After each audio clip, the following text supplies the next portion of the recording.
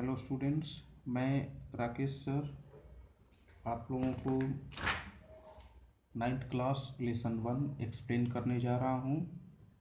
History lesson 1 explain कर रहा हूँ।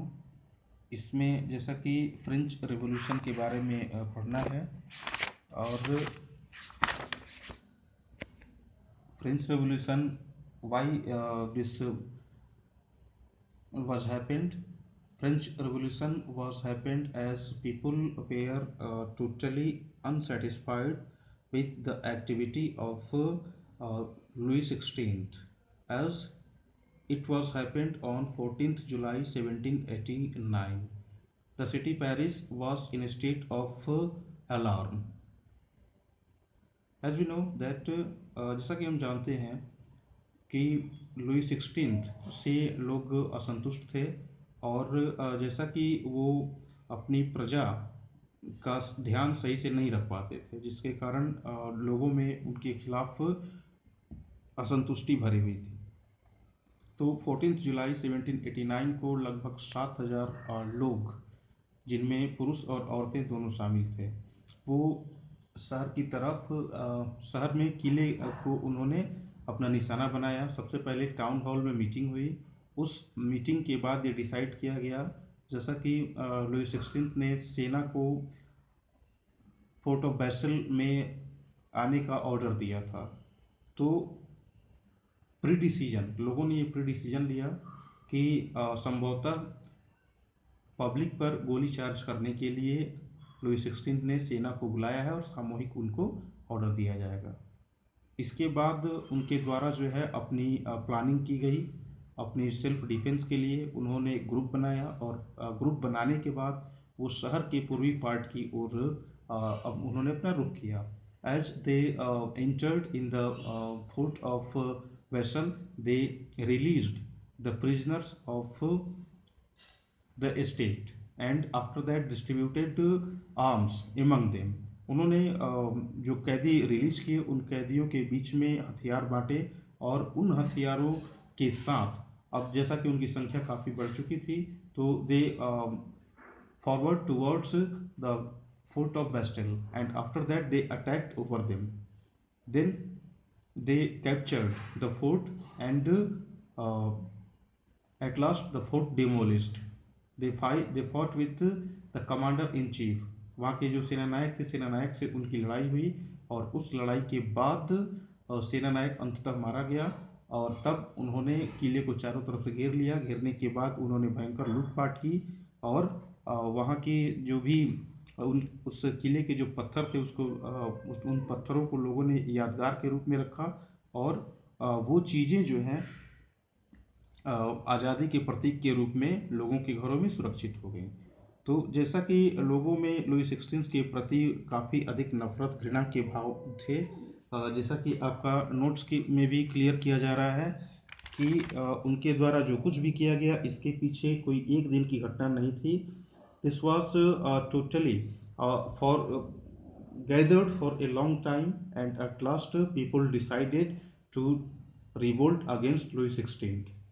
इसके पहले अगर हम बैक हिस्ट्री पर ध्यान देते हैं तो ये अंदाज़ा लगाया जा सकता है कि लुई 16 अपने दरबारियों की सुनता था। वो कभी भी पब्लिक के बीच में जाकर ऐसा नहीं उसने कहा।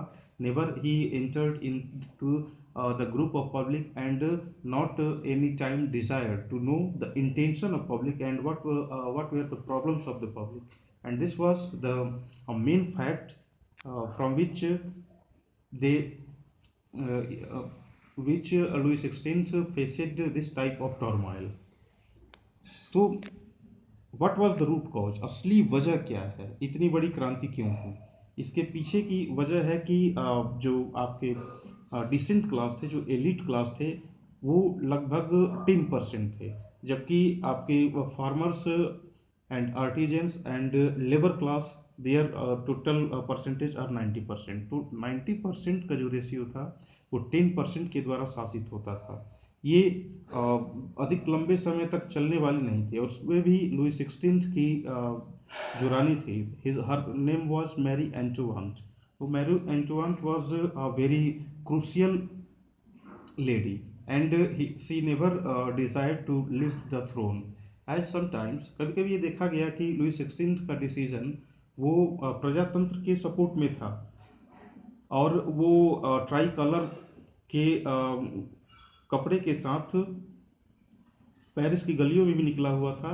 बट एट नाइट, रात के समय, उसने अपना डिसीजन चेंज कर दिया, और उस चेंज डिसीजन के बाद लोगों को लुई 16 के डिसीजन पर भरोसा नहीं रहा।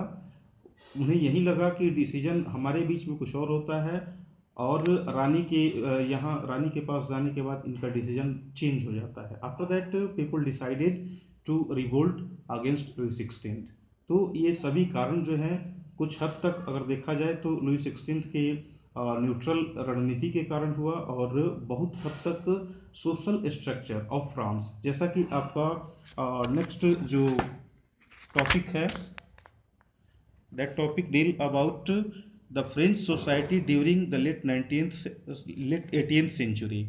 So we are looking that there are the three stages of the French society. France की सोसाइटी जो थी, इनमें तीन वर्ग थे, जिनमें फर्स्ट स्टेज पे क्लैरिजी एंड नोबेलिटी, तो इनका परसेंटेज 10% था। एंड जो third stage, that means third stage percentage near about 90%।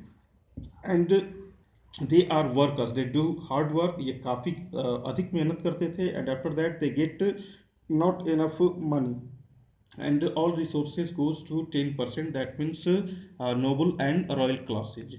तो ये चीज़ें स्पष्ट हैं कि मेहनत करने वाले के लिए कोई भी गिफ्ट नहीं था, कोई अनुदान नहीं था, अदरवाइज उनको गिफ्ट देना पड़ता था। तो वैसे कंडीशंस में इनमें असंतुष्टि का भाव होना जरूरी है। और दूसरी बात ये हुई कि लुई 16 कभी भी पब्लिक की सुनता नहीं था। उसके जितने भी डिसीजन होते थे वो अपने आप डिसीजन होते थे। तो ये सारे कॉजेज जो हैं, दैट ऑल कॉजेज वे became the result of the revolt of French, that means French revolution. So now our work assigned, that means we have to, अब हम कुछ वर्क देना चाहेंगे, जैसा कि number one question, your number one question is how the despotic power of Louis 16 demolished. How the despotic power of Louis 16 demolished. And number two question, write the event of 14th July that happened in France.